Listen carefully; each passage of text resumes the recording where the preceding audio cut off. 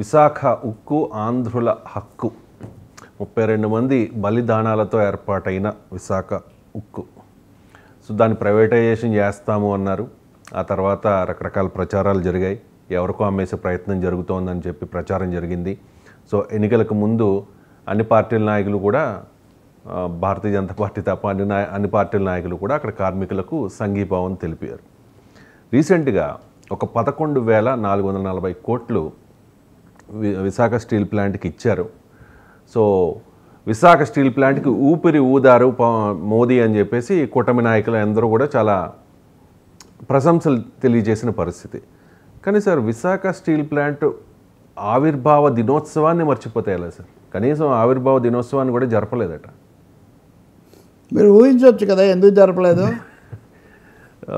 ఎందుకు జరపలేదు ఊహించవచ్చు మనం తేలిగ్గా. ఎందుకు జరపలేదు అంటే వాళ్ళు దీనికి ఒక పెద్ద ప్రాధాన్యత వాళ్ళు ఇవ్వదలుచుకోలేదు.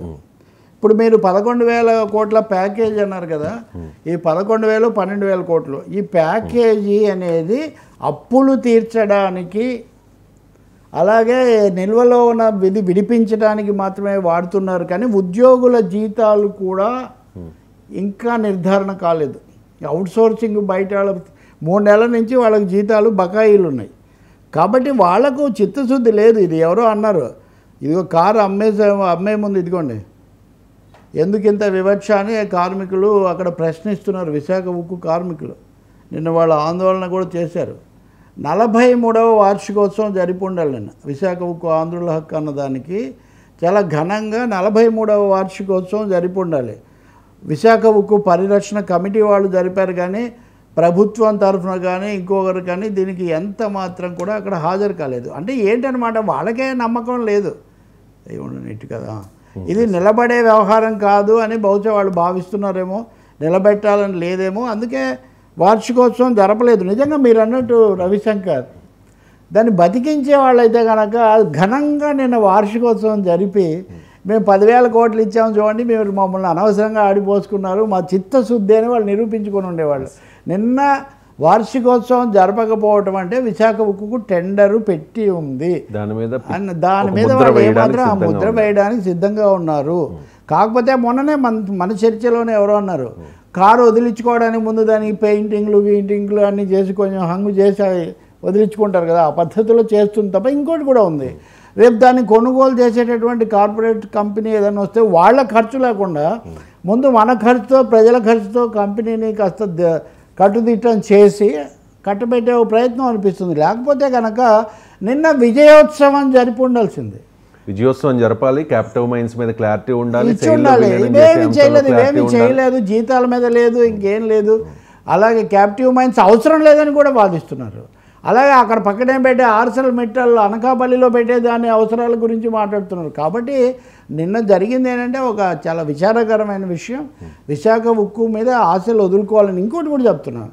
ఈ సమయంలో కొన్ని 100 మంది కార్మికులను VRS ఇచ్చి ఇంటికి పంపించారు బలవంతాన.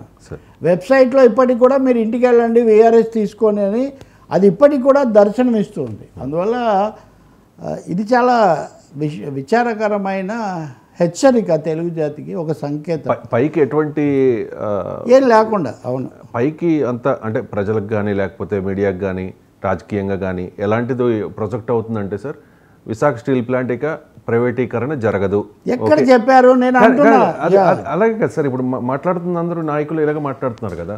నేను అంటున్నాను, కేంద్ర మంత్రులు ఎవరైనా కానీ అధికారికంగా ఎక్కడైనా లిఖిత మౌఖికంగా చెప్పింది కాదు. మౌఖికంగా కుమారస్వామి, మౌఖికంగా చాలా మంది చెప్తారు, కానీ అధికారికంగా ఎక్కడన్నా తీర్మానం చేశారా, పార్లమెంట్ చెప్పారా? కేంద్రం నుంచి అధికారికంగా లేదు. కేంద్రం నుంచి అధికారికంగా ప్రకటనలు ఎందుకు లేదంటే అది నిజం కాదు. కాబట్టి వాళ్ళు దానికి టెండర్ పెట్టారు, దాన్ని అనేక మంది వచ్చి చూసిపోతున్నారు. దాన్ని కాస్త నగిశీలు చెక్కడానికి తాత్కాలికంగా తెలుగుదేశం అనండి వాళ్ళు అప్పుడు అడిగిన దాన్ని ఏదో చేసామని చెప్పడానికి ఒక నాటకం తప్ప ఇంకోటి కాదు. ఇది చాలా బాధాకరమైంది. అయితే ఒకటి, ఇప్పటికి 1500 రోజుల నుంచి వాళ్ళు నిరాహార దీక్షలు చేస్తున్నారు. నిన్న కూడా చేశారు, మేము కాపాడుకుంటామని. ఒకటే సమస్య అంటే 1000 కోట్లు ఖర్చు పెట్టడానికి క్యాపిటలిస్టులు సిద్ధంగా లేరు. అందుకనే సేలం ఉక్కు ఫ్యాక్టరీ అమ్ముతామన్నా అమ్మలేకపోయారు. సో అమ్మలేకపోవడానికి కారణం అది. అమ్ముడు పోవట్లేదు తప్ప అమ్మాలని లేక కాదు.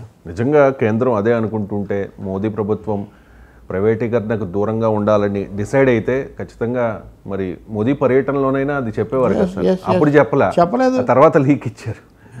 కాబట్టి ఏం జరుగుతుంది అనేది అందరికీ బహిరంగ నిజం కదా. అంత పెద్ద రాజకీయంగా కొన్ని ఇబ్బందులు ఉంటాయి కాబట్టి కొంతమంది మాట్లాడటం లేదండి. అంతే, జగన్ అవ్వచ్చు, పవన్ అవ్వచ్చు, ఎవరైనా అవ్వచ్చు.